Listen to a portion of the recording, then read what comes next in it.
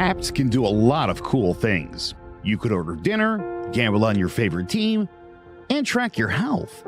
You could even get a mortgage. One click and you can be approved. I'm not sure by who or what country they're in. You deserve more from the mortgage industry. At AnyMac Home Mortgage, we believe in the need for live human interaction during a very complex process. The kind of service and guidance which an app simply can't provide. Our customers are more than credit scores and income documents. They're individuals and families who live in and strengthen our communities. Their story is our story, and that story begins in a home.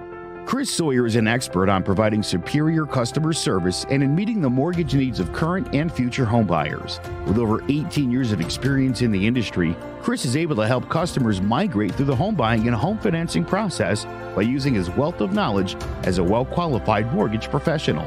And best of all, Chris is located in Cromwell, Connecticut, where he has helped hundreds of clients in Connecticut, Massachusetts, and Rhode Island make their dreams of home ownership a reality.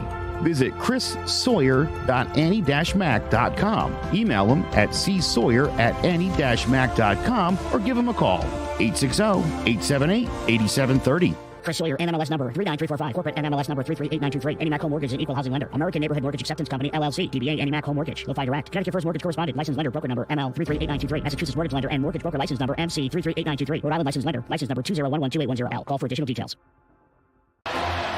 Jones on first down, wide open, it's Barkley, and Saquon Barkley will take it into the end zone. Your best ability is availability. Saquon Barkley, he's great when he's on the field, but the problem is since 2018, he hasn't been healthy for this team. Look at this, they lob it to him, he taps it in off the glass. How about that? Porter Moser, I think right now is the best coach in college basketball, hands down. Fins 2 for 3, he's done his part.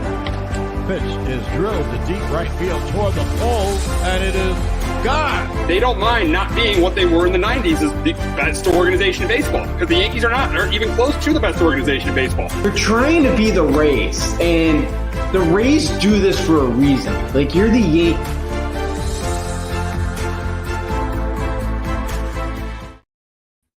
Sports Talk with R&J. I am Steve Risser, along here with Justin D'Onofrio. And last night, it was a great game between the Nuggets and Lakers. Jokic had an unbelievable performance, went for 34, 21, and 14 as the Nuggets took a 1-0 lead over the Lakers. I mean, also the Nuggets starting five was awesome as well. They all averaged double figures. They all were in double figures. AD was phenomenal for the Lakers. He had 40 points. LeBron with 26. So really, really good start to that series. I mean, it looked like the Nuggets were going to blow them out, but the Lakers came back. But the Nuggets were able to pull it out 132 to 126. Yeah. Nuggets, I thought Jokic in the first quarter, those 6 offensive rebounds really set the tone in that first quarter. And even when that game got close, like I felt like the Nuggets were always going to find a win that game. They got out to a really fast start. They scored 72 points the first half. But yeah, as you mentioned, the Lakers came back, and it was because of their size, and they went bigger. I know they started the game kind of trying to go small against them, but they put up a bigger lineup, and it ended up working. And they end up kind of find a way to get back in that ball game after they got blown out in the first half. Absolutely. And the big question for the Lakers is what do they have to do to even the series on Thursday night? And the first thing is AD just got to continue to play as well as he did. AD's just got to continue to play as well as he did. I mean, he had 40 last night. He's outside of, since game 2 of that Warriors series, he has been outstanding for this team. He has played like a top 10 player. So AD has got to continue to play the way that he is. Number 2, they got to somehow find a way to contain Jokic. You're not going to stop him. You got to try to contain him, though, because if Jokic keeps going crazy like this, he's the best player in the series. So if he continues to go crazy like this, the Nuggets are definitely going to win this series. And number 3, LeBron has got to find a way to make some threes. He was 0 for 4 last night. He had a good game last night, but he's got to find a way to make some threes. And if he doesn't, the Lakers will be in trouble. And also, D'Angelo Russell's got to step up too. He didn't have a good night last night either. Yeah. One of mine was D'Angelo Russell too. Yeah, he did not shoot the ball very well. In the plus minus, he was a minus 25 last night. So yeah, he really hurt the team last night. So yeah, they need a better performance from him tonight. My other one was Rui Hachimura. Yeah, he shot the ball, great last night. He was, and he's played well, especially in that Grizzlies series. And, he had team high He was plus 10 in the plus minus category last night. And again, I thought when he kind of guarded Jokic there too, he only took 2 shots against him. I know it was like late in the game, but I thought, he did a little bit better against him. So we'll see if he continues to guard him going forward. And then my last one was LeBron just kind of continues to do his bully ball. We saw in the Warriors series that he kind of attacked Curry one-on-one off of the screen. He did it last night to Murray, and then again, what he does off of that is he either goes to the basket and scores, or, he goes in the post, he waits for the double team, he kicks out to an open shooter. So that's something too. If they knock down those shots, LeBron continues to do that, gets his matchup he wants. The Lakers have a good chance of coming back and even this thing up going to LA. Yeah, this is a series that should go 6 or 7. Though watching the game last night, this is a series that should go 6 or 7. The Lakers could have easily laid down last night and lost that and just gave up, but they fought back. They made it a game at the end. So I think the series is going 6 or 7. But I do think the Nuggets win it in 7. Yeah, I'm with you. I'm going with Nuggets in 6. I think this is finally Nugget time. I think the way Jokic is playing, I think they really want this. I think he really wants to get the finals here. I think he knows he's got a great opportunity. I think the Nuggets find a way to knock off the Lakers. Oh, absolutely. So it should be really, really interesting. Game 2 on Thursday night between these two teams. But the big question is Nikola Jokic. He had a huge game last night. Is he the best player in the game right now? And I think he is. I think he is. He just does everything well. He makes his teammates better. It's like he's like a 7-foot point guard. Yeah. He makes his teammates better, so he's able to distribute the ball. He's unstoppable going to the paint. Anthony Davis could not guard him at all last night, and he could hit the 3. So for me, I think he's clearly right now the best player in the game because he does a better job. Than Giannis, making his teammates better around him. He does a better. He's much bigger than Steph. So right now for me and LeBron, we saw last night he's not as good as he once was. So for me, I think it's clear that Jokic is the best player in the game. Yeah, absolutely. I'm right there with you. Yeah, he makes everybody else around it better. And when he's got the ball in his hands, you never know what he's going to do. Again, one possession, he can go right to the basket. You're not going to be able to stop him. The next one, he could dump it off to one of his teammates, and you have no idea what he's going to do with the basketball. And it makes him really hard to defend. And, yeah, it's him being 7 foot tall as well. He's such a unicorn, and we haven't seen really anything like this. And he's one of the best centers offensively, in history of basketball. He's just been unbelievable. I think he's a little bit better than Giannis. I don't think, as you mentioned, I don't think Giannis makes his teammates as better as much as Jokic does. So I'm with you. I think he should have got the MVP. I understand Embiid definitely deserved it as well, but the way he played last night, the way he's been playing this whole postseason, he just makes such a difference team, and I think he's right now the best player in the sport. Yeah, and I'll admit you were right about that. He should have definitely been the MVP. He is definitely a better player than Joel Embiid. And you saw that. You saw Embiid's last 2 games, how he didn't demand the basketball at all. And overall, Embiid doesn't make his teammates better around him the way Jokic does. He's not the ball handler that Jokic is. So yeah, there's no question. He should have been the MVP over Joel Embiid. It's embarrassing Embiid was the MVP looking at what happened. It happened last week. Yeah. Didn't Mark Jackson leave him off his ballot? I saw too. He left Jokic off his MVP ballot. That's absolutely ridiculous. That's absolutely I thought I saw that. I read that somewhere. That's absurd. I get the voter fatigue, and I get why they did vote for him, but like the way Embiid played down the stretch in that series and the way Jokic's been going all postseason long, Jokic deserves the 3 straight, MVPs, and he's on a mission to prove that he did deserve that MVP trophy once again, because he's been awesome this whole postseason. He's so fun to watch, and he's just such a unique basketball player and something we've really never seen before in the sport.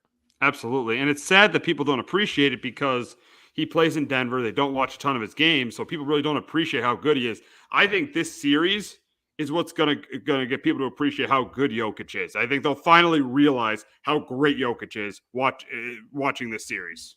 Yeah, I think that's a great point because, playing in a small market like Denver's never – I know they haven't won a championship. I don't think they've ever made the finals. I know they did like way back when the ABA league, but – I think this is something, where a lot of eyeballs are on them. They're playing the Lakers. The Nuggets have always kind of struggled in these postseason matchups against the Lakers throughout their history.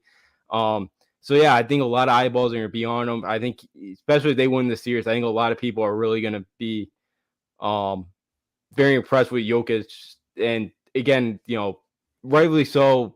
Everybody gives the credit to Curry, Giannis, LeBron, and all those other guys. But yeah, I feel like Jokic's always left off that kind of like that highlight kind of, talking about him in that way. And Jokic should be right there with him for everything that he can do at his position, at his size. It's so unique. And yeah, he should be a lot more kind of, people should appreciate him more around the sport than they do.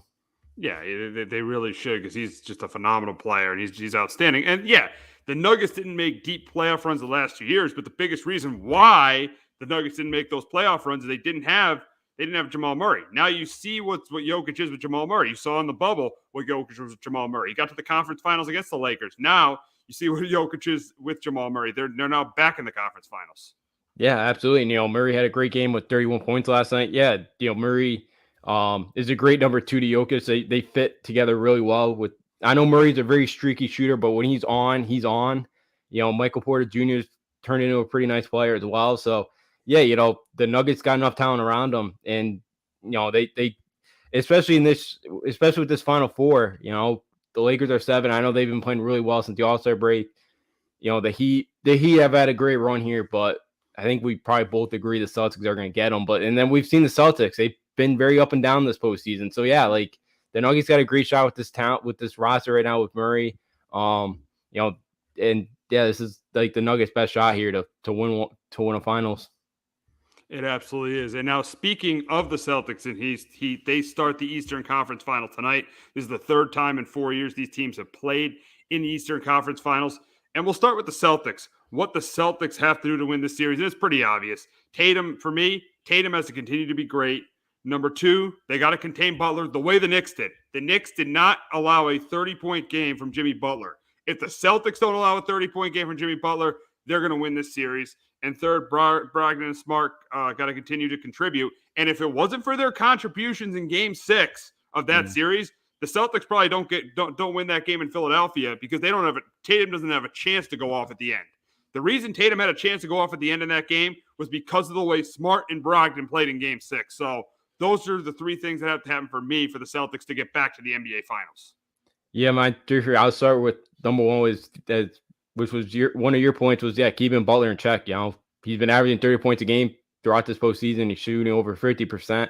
They did a good job of keeping Trae Young in check there for the first, 5, almost 5 games there. And then he went off the last couple. But, and I think that in the Celtics can be able to throw multiple guys at him. You're going to see Jaylen Brown probably guard him. You're going to see Marcus Smart. You see Derek White. You're probably even going to see a little Jason Tatum on him. So they can kind of throw a couple of different bodies on him, try to give him some different looks offensively. But yeah, they cannot let Jimmy Butler beat them. My second one for the Celtics is to get out and run. I feel like that's when they're at their best in transition, getting easy baskets. And the Heat are so good defensively that it's tough to score on them in the half court at times. Getting out and run is huge for Celtics. And then my last one is play 48 minutes. Again, like they've messed around so far in some of these games. And the Heat, yeah, they're an 8 seed, but we've seen they got the talent. This is a Heat team that took them 7 games last year. And if Jimmy Butler had anything left in the tank, he left that final shot short there. Like the Celtics kind of hung on last year against them. They can't mess around with this team and kind of fool around here. And you would like some extra rest going in the finals, you would think, the Celtics. So for them, it's kind of play a complete game. You can't just show up for 20 minutes and kind of think you're going to win a basketball game. Not at this point, even against a Heat team that's an 8 seed. Absolutely not. You made a great point playing 48 minutes. That's stuff the Celtics have not done in the postseason. Game 5 against the Hawks, they did not come out with great intensity. Game 1 against the Sixers. Game 5 against the Sixers. And I think that there is a major coaching difference in this series. And I think one of the big reasons why the Heat can win this series is because of Eric Spoelstra. Eric Spoelstra, this is a major coaching mismatch. Eric Spoelstra against Joe Mazzulla. Joe Mazzulla, give him credit. He made adjustments in the last 2 games against the Sixers to win that series. But there's a major coaching mismatch in this series with Eric Spoelstra and Joe Mazzulla. And and if the Celtics don't show up like tonight, they don't show up ready to play. I don't care what the talent level I don't care that they're the more talented team. The Heat will go in there and beat them. Oh, absolutely. I completely agree with you. That's a great point. Because yeah, I think Spoelstra could win a game or two by himself in the series, just with the coaching matchup. Like it's very possible. So I completely agree with you. With Missoula, Spoelstra could really outcoach Missoula, and it could really cost the Celtics game. Especially we saw execution late in game 4 was against the Sixers. Just the way he botched that ending. So yeah, I think Spoelstra is good to win a game or two in this series himself, just with the coaching matchup. Absolutely, absolutely, absolutely. Now we'll go to the Heat. The three biggest things the Heat have to do to win the series. And number one, Butler has to be the Butler in the Bucks series, not the Butler in the Knicks series. The Butler in the Knicks series the Butler in the Knicks series was close to the Butler in the regular season. Not a good 3-point shooter and didn't score a ton of points. I mean, he averaged over 20 in the regular season, but he wasn't special. He did not have a game where he scored. Oh, he didn't have a 30-point game in the Knicks series, and he only made 1 3 in that Knicks series. They need the Jimmy Butler from the Milwaukee series if they're going to win this series. Number two, Bam has to be good every game. He has to be a complement to Jimmy Butler, and he has been all postseason. He had a really good series against the Bucks, and he had a really, really good series against the Knicks. So if Bam can be that complement to Jimmy, the Heat definitely have a chance to make this a long series. And number three, the Heat bench must outscore the Celtics bench. The biggest reason why the Heat won the series against the Knicks wasn't because of Butler and Brunson. It was because of the bench. The bench of the Heat was really good in that Knicks series. And if the Heat bench can be really good again and can outscore the Celtics bench, they definitely will have a chance to win this series. Yeah, they absolutely would. My first one is forced turnovers. Miami's at their best defensively when they're disrupting other teams, creating easy baskets. And last year, Boston's 4 wins in the Eastern Conference Finals. They only committed 12 turnovers a game. The 3 losses, they committed 19. So Miami was good trying to, when they force turnovers, they usually won the game last year against the Celtics. And Miami's going to have to hit threes. I know they did struggle at times against the Knicks in that series. When the Celtics shoot 40% or more this year, they're 36-2, from behind the arc. So if Boston's hitting their shots, Miami could be in some trouble. And especially the way they play their defense, they're gonna put a lot of ball pressure on you, and that's gonna lead to a guy. If the Celtics make the right pass, there's usually gonna be somebody open, knock down a three. And the last one is They got to win the non-Jimmy Butler minutes. When he's not in the game so far, they've outscored their opponents by 14 points per 100 possessions. And only during the regular season, they were outscored by 2 points per 100 possessions when he was on the floor. So they've been good this postseason, as you did mention. You're with the bench. And one of the Heat's keys as well is the Heat bench has played really, really well when he's not on the floor. They're going to have to continue to do that against Celtics this series. Absolutely, absolutely, absolutely. So for this series, I think it's going to be a competitive series, but for the second year in a row, I'm going to take the team with more talent because this is a talent-dominated league. I know the Heat have a major coaching advantage, but I'll take the team that's more talented, and I'm going to take the Celtics to get back to the NBA Finals and win this in 6. Yeah, I'm with you. I got Celtics in 6 as well. I think Tatum and Jaylen Brown are a little bit too much, and Jimmy Butler's had a great postseason, great run. But yeah, I think yet again it gets cut short to the Boston Celtics. Yeah. It's been a nice run, but I just think the Celtics are the better team. But last night was the NBA draft lottery, and it was pretty much a huge event because it really showed you where Victor Wembanyama was going to go. And it looks like the team he's going to go to is the San Antonio Spurs. They get the number 1 pick. You saw the excitement from the representative at the draft lottery. They know they're getting Victor Wembanyama. And but the thing is, though, with him going to the Spurs, I know the coaching is going to be great with Greg Popovich, but I don't know if they will be a championship contender in 2-3 years as quickly as it would have been if he would have went to the Blazers and was teamed up with Damian Lillard. Or if he went to the Hornets and was teamed up with LaMelo Ball.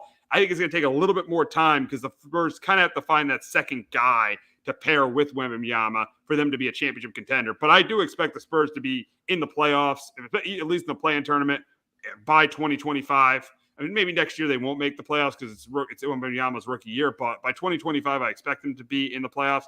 And for the Spurs, it's like deja vu. with just like how they got Tim Duncan 25 years ago, or I think 26 years ago. 99 or 98 or 97. 97. Because they were terrible, and because David Robinson only played 6 games in 97, and then they got the number 1 pick. They ended up drafting Tim Duncan, and then they're champions by 99. I don't think it'll be this. No. It'll be the same thing because Wembanyama doesn't have a number 2, like as a number. It doesn't really have a number 2 with them. But the Spurs are going to be a great team. They are set for the next 15 years if Wembanyama wants to stay. If Victor wants to stay with them. Yeah.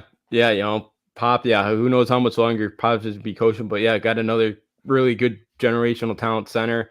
Yeah, because their roster right now is not great. I know Devin Vassell had a pretty good year, but like outside of that, there's not a ton of talent on the team right now. So yeah, they got a lot of work to do, San Antonio. But yeah, as you mentioned, like Portland, I know they're already shopping that 3 pick to try to get a number 2 for Damian Lillard.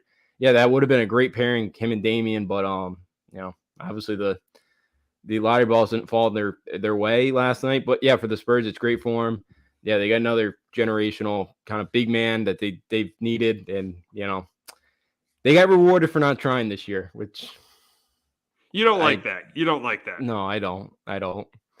Maybe I would if the Kings actually one year just absolutely tried to tank, but they got lucky a couple times. So one of them didn't work out with Marvin Bagley. But I kind of don't like how you get rewarded for absolutely not trying and not putting a roster out there. But hey, Yeah, I mean, nothing we can do about it. Yeah, they didn't sign DeMar DeRozan.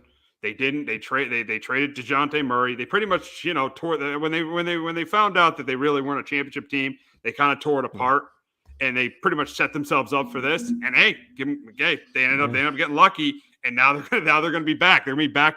They should be back to what they were from 1999 for pretty much like 15 years, from like 99 to 2014. They're probably going to be pretty much back to where they were. So pretty much from 99 to that Kawhi Leonard injury in 2017, they were the model organization in the NBA. They were the top organization in the league, and it looks like they're going to be back to that, seeing the player that they're going to get. Yeah, absolutely.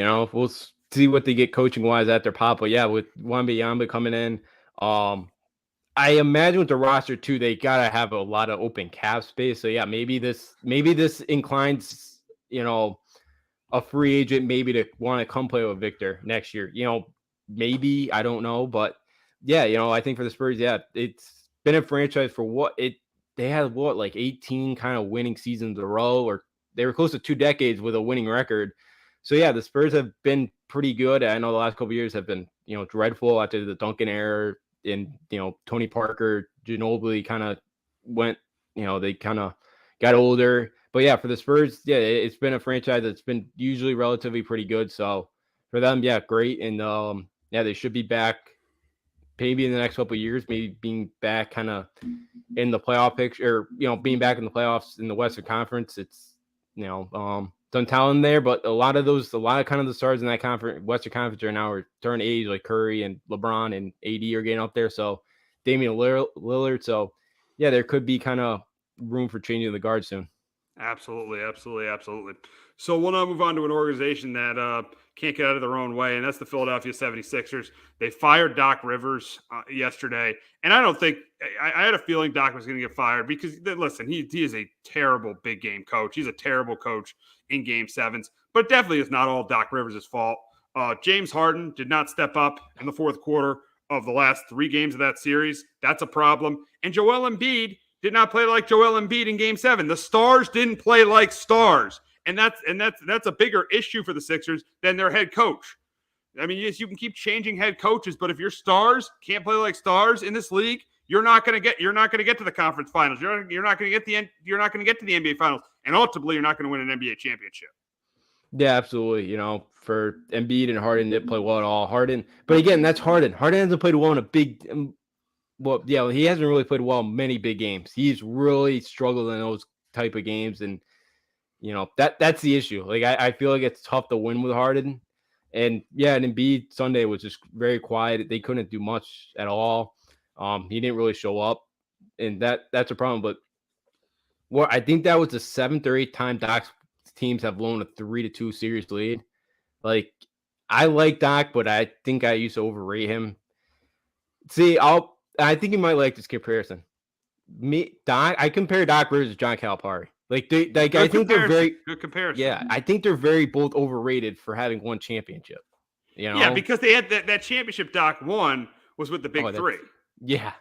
Yeah, and Calipari had Andy Davis, who was generational center, that college basketball that year. So, yeah, that's kind of what I think of Doc. Look, yeah, it's not all of his fault, but yeah, one of these years, your team's got to go over the top. He's blown a lot of these years over the years. So, yeah, again, I assume Doc's going to find another job elsewhere, but yeah, for the Sixers, they want to go over the hump. They need a little bit more. And I know Harden could opt out of his deal, so we'll see. I know there's been rumblings that maybe he goes back to Houston. I'm not completely sure why. That team's kind of in disarray right now, but hey, who knows? But yeah, for the Sixers, I think it's time to move on, get a new voice in that room, see what happens. Yeah. We'll still see where they go. Do they go with the Monty Williams? Do they go with the Nick Nurse? Do they go with the Mike Budenholzer? We'll see. We'll see where the Sixers go. It's funny though how many coaches have won championships and have lost their jobs. Frank Vogel. Nick Nurse. Nick Nurse won the title in 2019. He lost this. He got fired this year. Mike Budenholzer won the title in 2021. He got fired this year. Frank Vogel won a title in 2020. He got fired this year. Not a lot of patience from these NBA owners with these head coaches. No, there's not.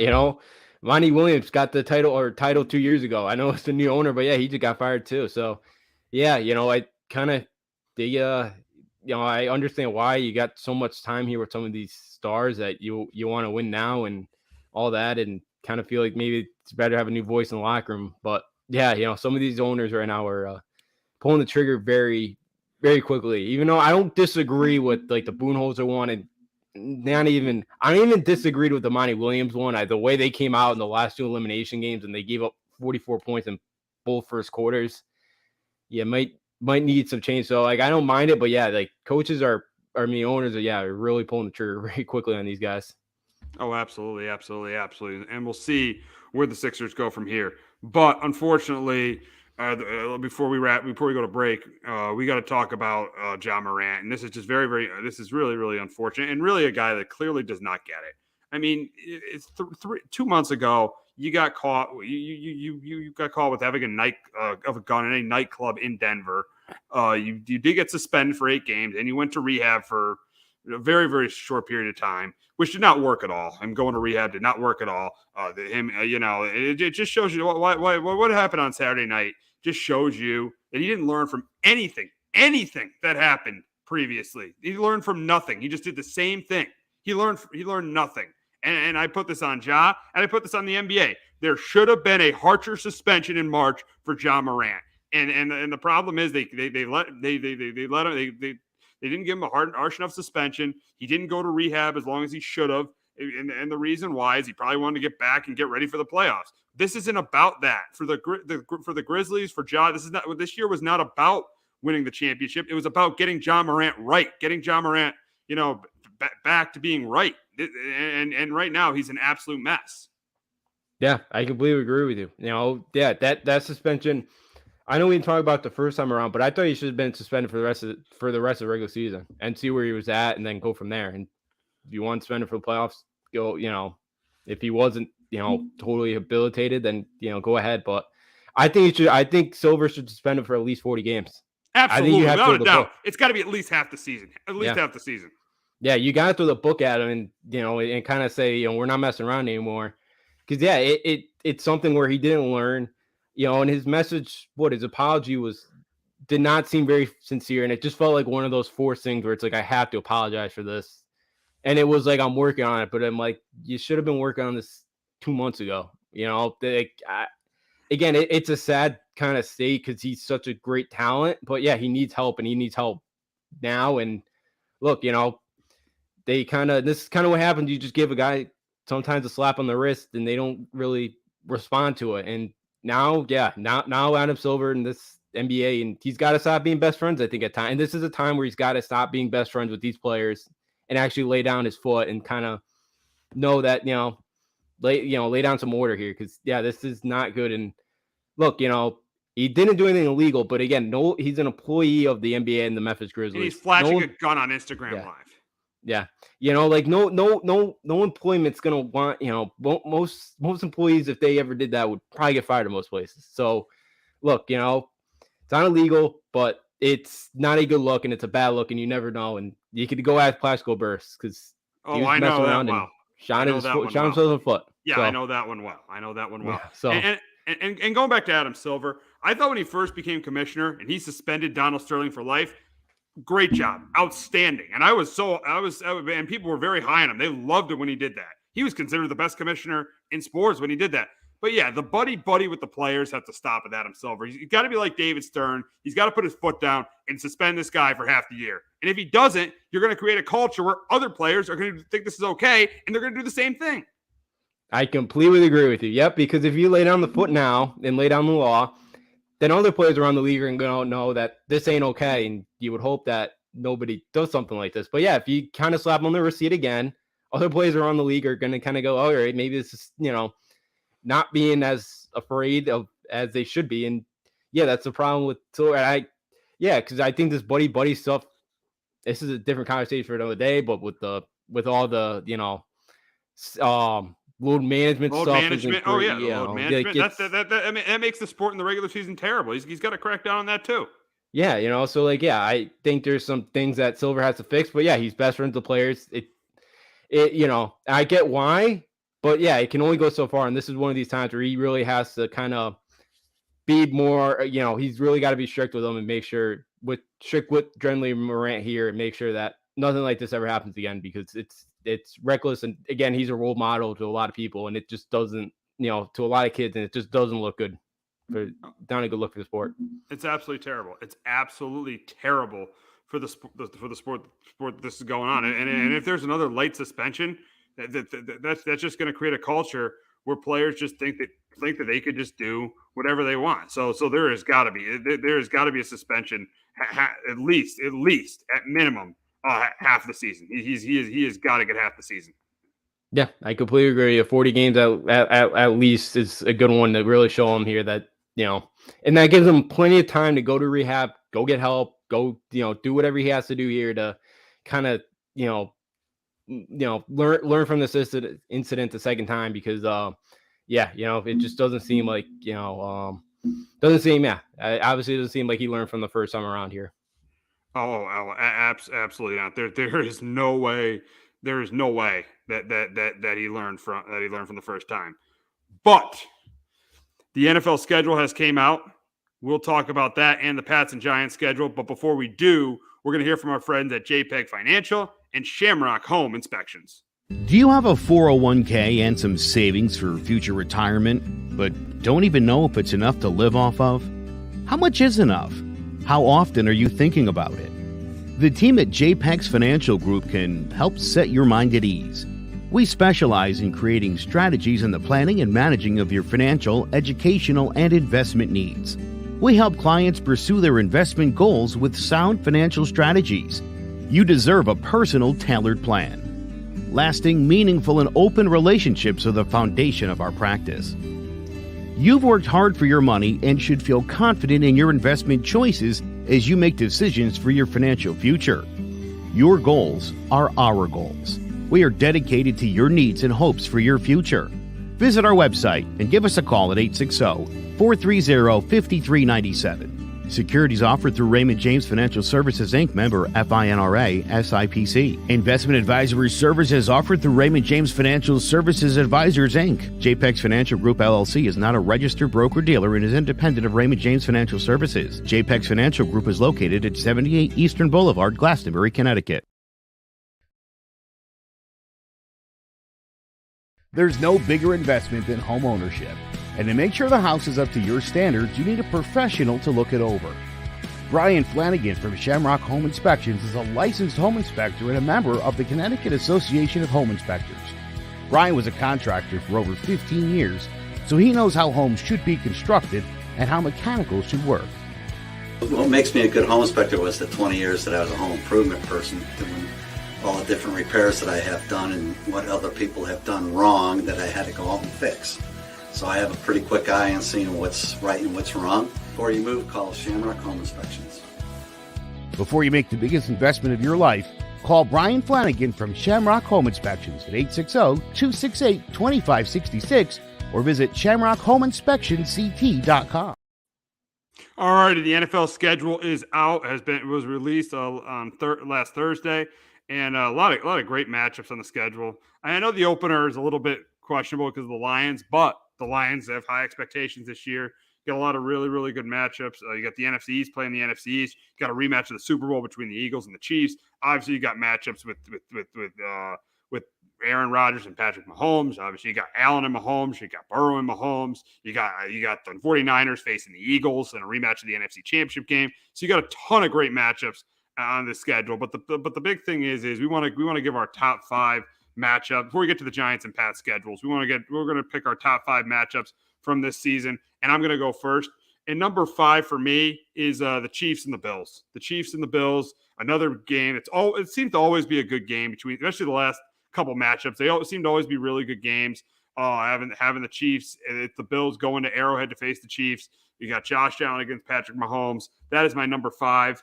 Number 4, it's the game on 9/11. It's Rodgers' first game with the Jets, and you know who's coming to MetLife Stadium? That is Josh Allen and the Buffalo Bills. So we got Josh Allen against Aaron Rodgers at MetLife Stadium on 9/11. Monday night game. Should be a really, really great atmosphere for that game. So that's my number 4. Number 3, I'm going to go with the Bengals and the Chiefs on New Year's Eve. That's a 4:25 game on CBS. Burrow and Mahomes. It really since those teams have played 4 games. And since Burrow and Mahomes have gone up against each other, and they've all been one possession games. Remember that great game they had in the regular season in 2021 at the end of the year.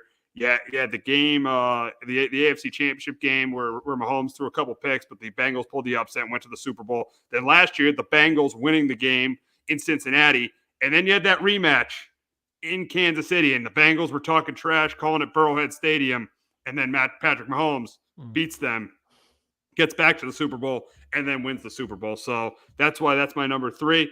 Number 2, it's the rematch of the big game. It's the rematch of the Super Bowl on Monday Night Football between the Eagles and the Chiefs. I think that's going to be an excellent game. The Eagles drafted really, really well. They should still be, even losing 6 or 7 starters, seeing the way they drafted, they should still be one of the top teams in the NFC. And the Chiefs, they got number 15. Enough said. They're going to be one of the top. They'll obviously be one of the top teams in the AFC. So that'll be great to see the rematch of the Super Bowl at Arrowhead Stadium on November 20th. And last, my number 1, we've never gotten this. We've never gotten this matchup of quarterbacks. We thought we would get it twice. Back in 2019, we thought we'd get it. Mahomes was hurt. Back in 2021, Rodgers missed the game due to COVID. But now we're getting the big matchup. Now we're getting the matchup that we want between the Chiefs and the Jets. We're getting Rodgers and Mahomes, and I'm really excited for this matchup between these two at MetLife Stadium on October 1st on Sunday Night Football. Should be a great game between those two teams. So, I mean, that is my number 1. Justin, your top 5 games of the season. My top 5. Actually, this was your number 1. I'll go KC and the Jets week on the Sunday night game. Yeah, crazy. Yeah, because I know we've kind of thought there would be other chances we see Mahomes versus Aaron Rodgers, but yeah, this will be the first one Sunday Night Football against the Chiefs. Should be an offensive battle, and weird having the Jets up here, one of the big games. But yeah, the Jets, I got them in 2 of my games. Yeah, I got them, and then I got the same one, number 4 as you. I got that Buffalo Jets week 1 for Aaron Rodgers, first time in the Jet uniform, and I hate saying a must win for the Jets, but if they want any chance to win this division, you feel you got to beat the Bills here week 1 at home. Because I don't think they're going up there to Orchard Park and knocking them off the second time around. So I feel like for the Jets, you want to win the division, you got to kind of win this game, even though for week 1, pretty good chance that you got to win that football game. That one should be a good one. Seeing him out there, first Monday night game of the year, should be a fun one. My third one, my number 3 game is Philly versus San Francisco, week 13, the rematch of the NFC Championship game. 2 of the best teams in the conference once again. Could be, we could see those 2 teams meet up yet again for a chance to go to the Super Bowl. We all expect San Francisco to keep it a lot closer than it was last year in the AFC Championship game, but that should be another good one. Then I got number 2, Cincinnati versus the Chiefs, week 17, two of the best quarterbacks in sport. You've mentioned there's been a lot of really good matchups between these two teams the last couple of years. One of the best rivalries in the sports for the years for the next years upcoming. With those two franchises, with the two kind of young quarterbacks that they got still. And then my first one is last year's Super Bowl rematch, Philly versus KC. Two of the best offenses of the game, two of the best rosters in the sport. That game should come down to the final possession, and being on Monday Night Football, should be an awesome game, showcasing those two teams going at it yet again. So that should be another fun one there on Monday Night Football. Yeah, and yeah, so we pretty much had the same. The ones that were different. I had Allen Mahomes, and you had Eagles Niners. And I was close to putting Eagles Niners. My problem though with putting Eagles Niners though is you don't know who the quarterback's going to be for San Francisco, and that game could be a good game, but it could be low scoring, not knowing who the quarterback's going to be. Yeah, no, that's a good point. I felt like with those two, felt like San Francisco here. Is going to keep it.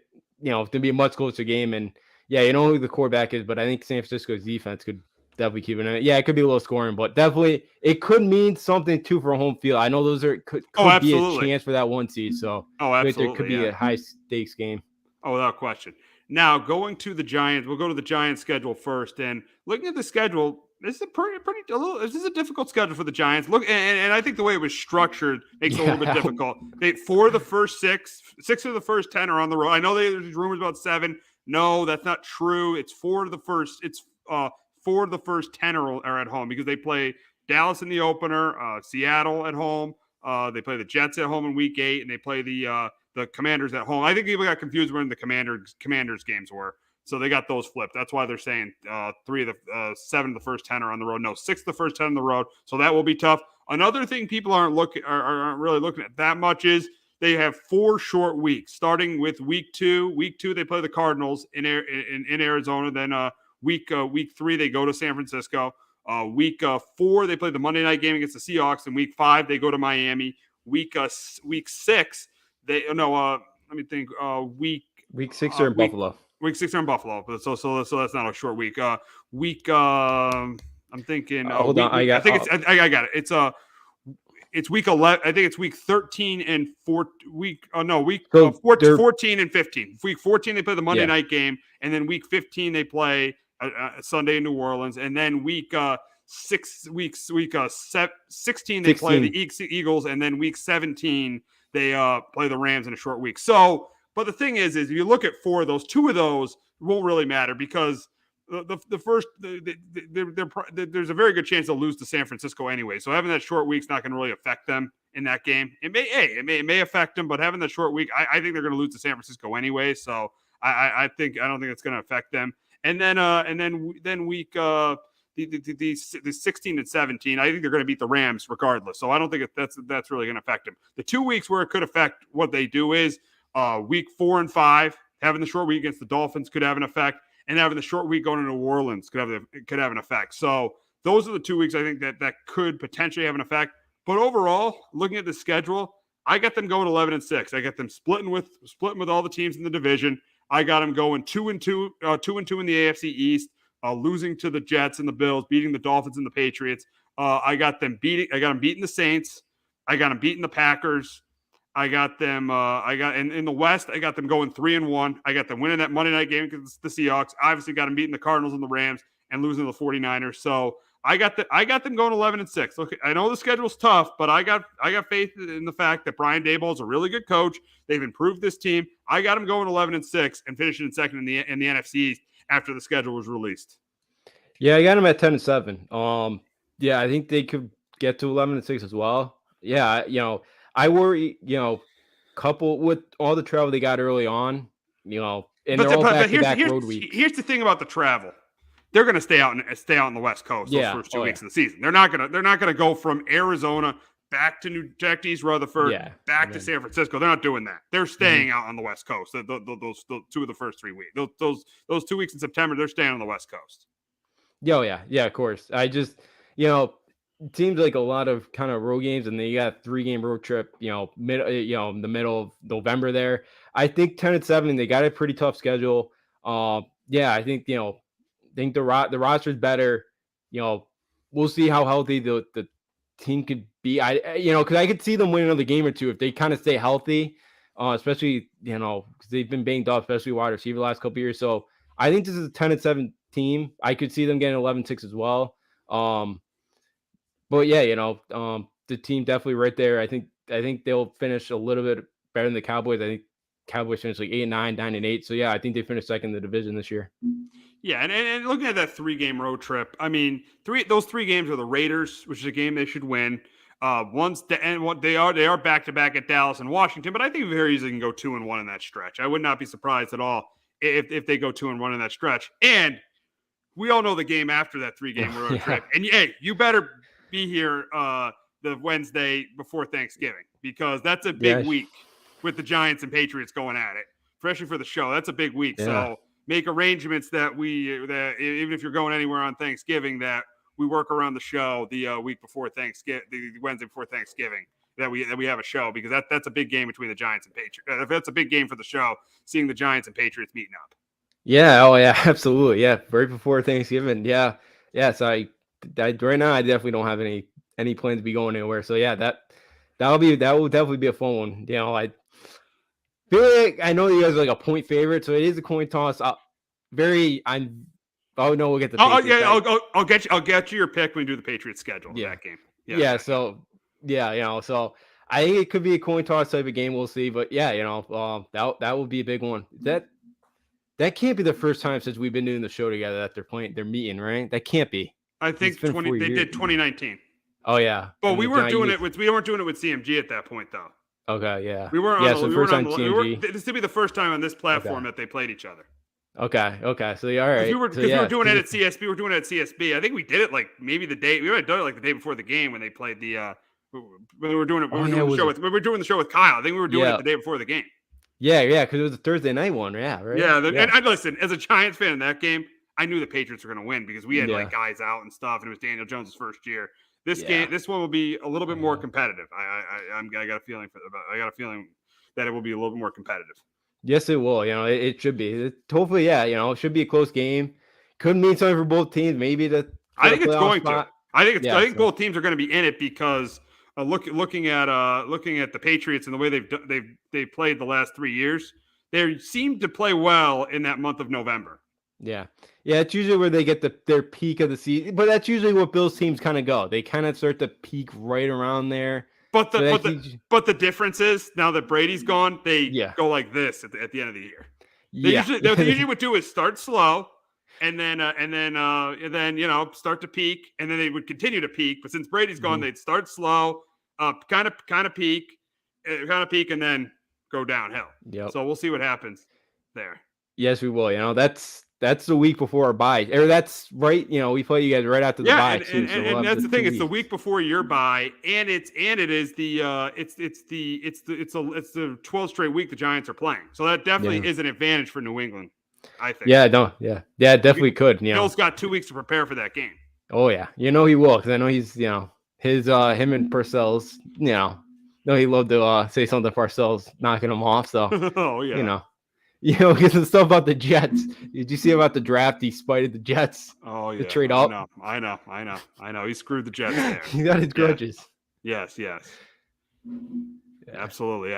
So now talking about the Pats, we'll go on to the Pats schedule, and I think at the beginning it's absolutely brutal. Look at the beginning of the schedule. They open up with that's a brutal opener, and they're honoring Brady that day. Yeah. They should just honor Brady against the Dolphins. Try to honor Brady in a game they're going to win, not a game that they're going to lose against the Eagles. So they got the Eagles. They got the Dolphins in week 2. And I'm telling you, that Dolphin game, look at the early season schedule. I think that's a must win. They got to beat the Dolphins in week 2 on their home on Sunday Night Football. They got to beat Miami in week 2 because look at their schedule. They got the Jets on the road. That's brutal. Dallas, maybe. That's a maybe. New Orleans, they're all tough. Outside of Vegas, they got to win. Buffalo and Miami. Looking at the first, there's a very good chance the Patriots could start the season 2-6. I'm looking at that schedule. I wouldn't be surprised if they start 2-6. It does soften up though in November. So you think they are going to play well in November because they got 2 very winnable games. Got the Commanders and then the Colts in Germany. So they very easily can be going into that Giants game on a 2-game winning streak, playing good football. I think they'll be playing good football going to that Giants game. But what's your prediction? What do you think? Do you think they beat the Giants in week 12 or do they lose? Right now, I think they lose. Yeah. Right now, I think they do. Well, I've been going back and forth. Like, I think they could finish 5-12, and they could be from 5-12 or 9-8. Like, I feel like they're in that range. Like, I feel like as you mentioned, I feel like it depends on how they do those first kind of 8 weeks. They can win a couple. Like, I feel like, they do lose to Miami. Again, I don't know if we could beat the Raiders. Like, I think there's so much unknown still about the offense, and I think it really depends on how, Bill O'Brien, how quickly Bill O'Brien can fix this offense. And the thing is look at the early season games. You got to play Philadelphia in the opener. You got to play the Jets on the road. You'd rather have that Jet game at home. You got to play the Jets on the road. You got to go to Dallas. I don't know. Dallas isn't great, but they're still a better team than you. You got to play New Orleans, who's the best team in their division. Like, you got the best team in the NFC South for that 17th game. You got Vegas. That should be a win. You got Buffalo and Miami back to back. So you have Miami 2 of the first 8 weeks. You have 4 out of the first 8 games. You got 4 division games in a really, really tough division. So it's going to be hard. It's going to be hard early on to fix the offense because you got a lot of tough games where you're going to have to keep up with quarterbacks. Yeah. And that's why I worry if this offense isn't right from the tip, it could be a long season now.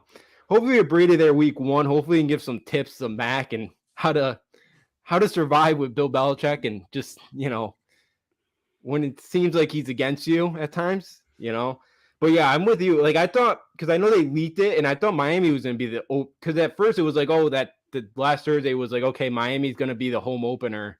And that was going to be Brady. It made sense because of the Sunday night game. But yeah, I was looking at Eagles tickets, but I think it's $570 to get through the door right now. So I was like, no, thank you. Yeah. I'll watch it from home. Yeah. But yeah, it's a tough. I think we have from last year's winning percentage, I think we have the third toughest schedule. So you do. And if you look at the quarterbacks you face, you're going to have to face Allen, Rodgers, and Tua 6 times, Mahomes and Hurts twice. And then you got 2 games. You got a game against Herbert. That's 9. And you got 2 games against Dak and Daniel Jones. You arguably have 11 games against top 10 quarterbacks. You at least have 10. If you want to consider Daniel Jones somehow a top 10 quarterback, that's 11 games against top 10 quarterbacks. That's why my prediction for the Pats season is 6-11. I just think the season is too tough. They don't have the offensive personnel to support Mac Jones and keep up with some of those quarterbacks in those big games. I know their defense will be pretty good, but I just don't think that's enough. Looking at the schedule, I say 6-11. Yeah, I have right now 8-9. I did say the 5-12 range at 9-8. Like, I could see anything fall between there. I'll go 8-9. Like, I think we could. Like, I feel like Week 18 gets the Jets at home. I feel like that might not mean anything for the Jets. We could steal that one. I feel like we can beat Denver on the road, Christmas Eve. Maybe Pittsburgh or Pittsburgh or the Chargers. Bill does actually really well against the Chargers, and they've beaten the Chargers twice without Tom Brady, so that's relevant. Bill has done a really good job against Justin Herbert. You got Pittsburgh against Kenny Pickett, so we'll see what happens there at home on a Thursday night. So we'll see what happens there.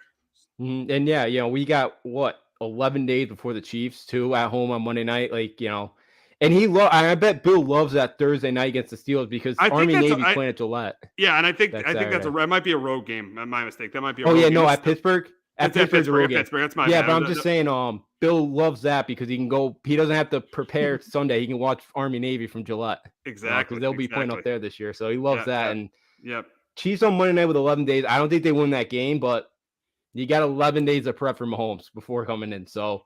Yeah, it's going to be a tough one, though. Yeah, it's a tough one. It's going to be a tough one. Yeah, but yeah. So, I think the schedule's just too tough for them, and they just don't have the offensive firepower to keep up with the quarterbacks they're going to be facing. Yeah, no, that's my worry, and that's why I feel like I'm a little bit more maybe optimistic at 8-9, but yeah, it's going to be a tough road in that division. Yeah, it's It may be that if they start out slow at as you mentioned 2-6, which is it's very quite possible. Yeah, I think it's really tough to rebound from that and kind of get back in this thing with how tough their division is. Exactly. So we're gonna wrap up the show talking about some baseball and the Yankees. And the big story for the Yankees is Aaron Judge. Aaron Judge. I know he was accused of the cheating the other night, but still. 5 home runs, 10 RBIs in his last 4 games. It's just made such a difference in the lineup. They've only scored less than 6 runs one time since he's been in the lineup. This lineup is starting to be really good with Bader, with DJ, with Rizzo. This lineup is Glaber's hit the ball better. This lineup has started to really, really click. They looks like they've got right now they're sticking with the hot hand in the ninth inning with Wandy Peralta. They're sticking with the hot hand. And then the really concern for me is the rotation. Nestor has not pitched well recently. We saw what happened with Herman last night, him getting thrown out of the game for having an illegal substance. Clark Schmidt is absolutely terrible. He's garbage. I don't know why they just when Severino comes back, don't pull him from the rotation and not Brito. Why Brito should stay in the rotation. I mean, he's not been that good, but he's been better than Clark Schmidt. So, but this offense the reason this team has been playing better is because of Judge's return and the way the offense is played. Yeah, absolutely. The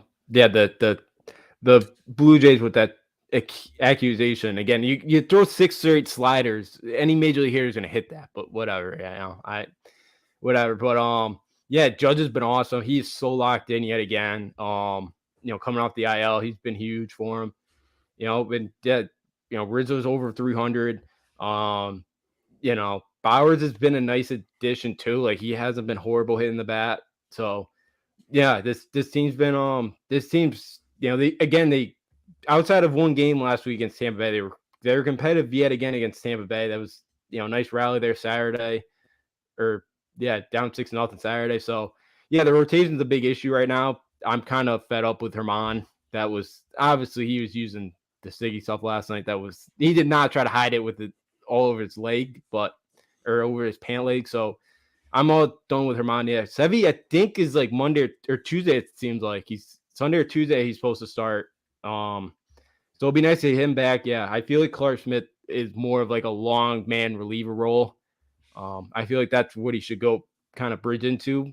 We'll see what they do, but hopefully at some point you get Rondon back. I don't know when Luis Gil's supposed to coming back from Tommy John, but look, I think the Yankees right now, they're playing a lot better and they've been fun to watch. And they going up there getting the first 2 against Toronto has been great. Now you got Garrett Cole tonight. So you have a good chance of going up tonight, 3 games, winning the first 3 games out there in Toronto tonight. Absolutely. And you talked about them being fun to watch. Those Tampa games this weekend were so much fun. All of them were great games. You had 6-5 on with Rizzo hitting the 2-run homer on Friday. You're thinking Saturday they're buried. They're facing McClanahan. They're down 6-0 in the 5th, and then Aaron Judge hits 2 home runs. They take the lead. They end up winning the game 9-8. And then on Sunday too, that was another outstanding, great game between those 2 teams on Sunday. That was a great game, 8-7. You thought Judge might have tied the game, but they were great games. They played the Rays so well. They split with them, and then I know they lost 2 out of 3. I mean, part of the reason is because of Aaron Boone pulling Garrett Cole on the Sunday game, but they played the Rays really, really tough. I mean, I know they went 3-4, but against a team like that, they've played them really tough. And then going to Toronto, winning those 2 games against a team you're going to be competing with is crucial. And then you're in, as you said, great shape tonight with Garrett Cole on the mound. Yeah, they've been awesome. Yeah, you're going up against Chris Bassett, who's been pretty good. So, but the way they've been raking right now, I feel like they got a good chance tonight. So, Sunday was a tough one, and Sunday the way Jason Adam, did you see his reaction? He thought the ball was gone. Yeah, but the wind was blowing in, so he just that thing. There was some projection thing, like the wind wasn't blowing in, it would have been out by 26 feet or something. So it would have been long gone if the wind was not blowing in that on Sunday afternoon for Judge. But he's been locked in. It's been fun to watch. I think somebody's gonna catch the Rays in this division. I don't know who it is, but man, their bullpen is not. You just overuse their bullpen. I think somebody's gonna catch them. I don't know if it's gonna be the Yankees, but I think somebody does in our division. I don't think Tampa wins their division. Yeah, that's their Achilles heel, and now having Glass now that hurts depth in the rotation, so that really hurts their bullpen there.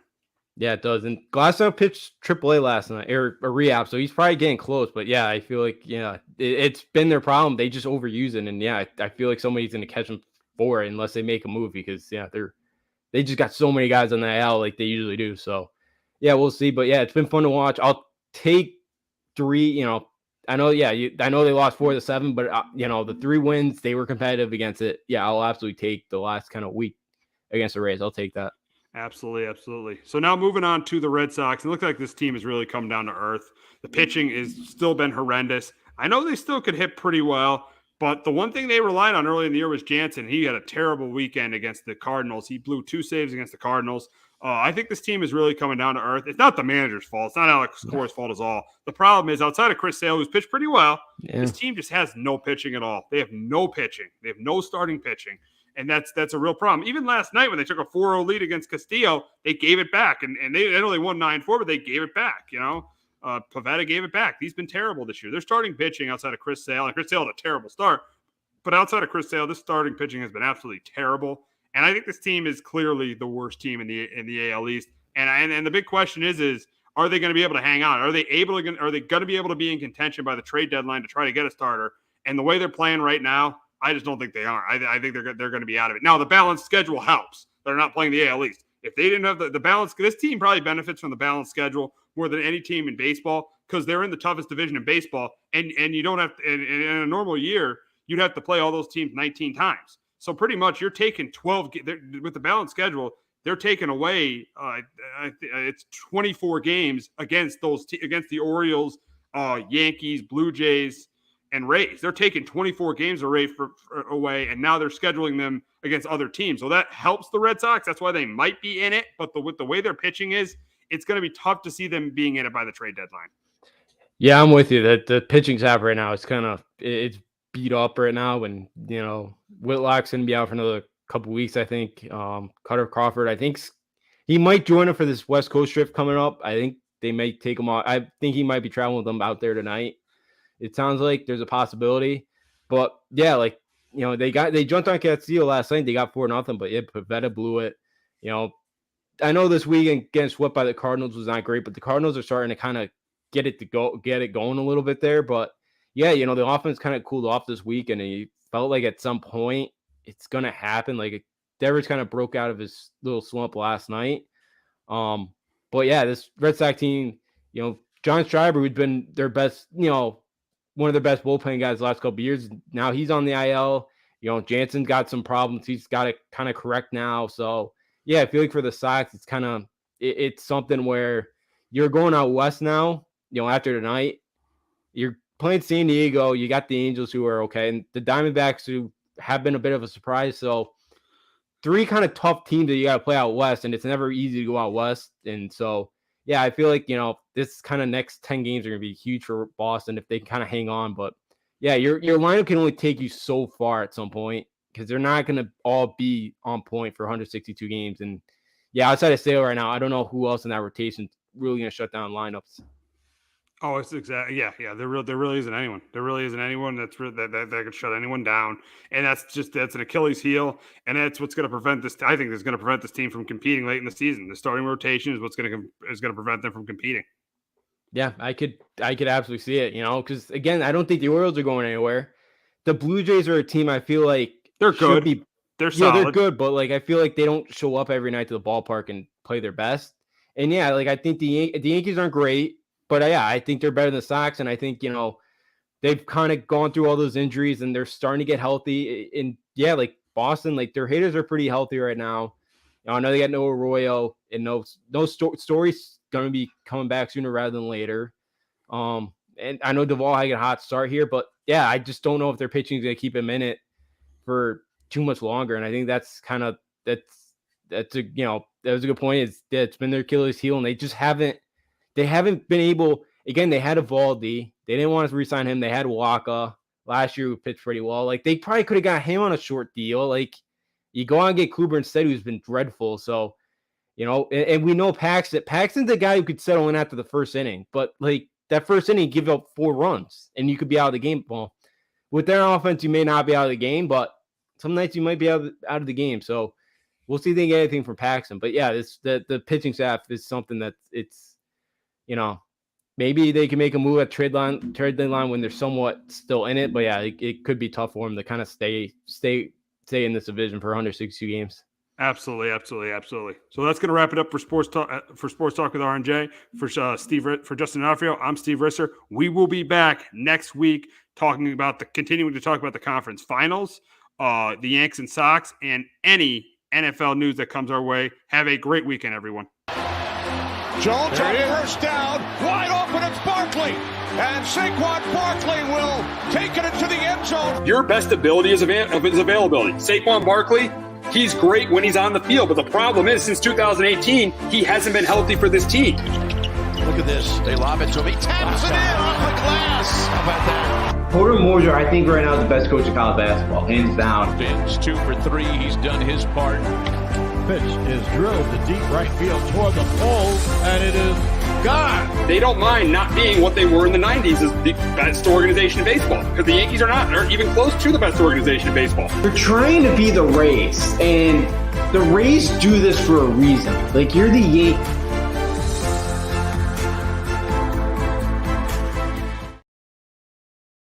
Hello, my name is Joe Aguirre. I'm the president of Clovercrest Media Group. And here at CMG, we have a wide variety of podcasts, including sports shows like Keys to the City, The Roll Call, Throwing Jabs, All Four Downs, and Jawing About the G-Men. And great true crime shows like Sticky Week, Crimes and Consequences, Ivy League Murders, and Bird, the unsolved murder of David Eichmann. You can find all these podcasts and so much more by visiting clovercrestmedia.com.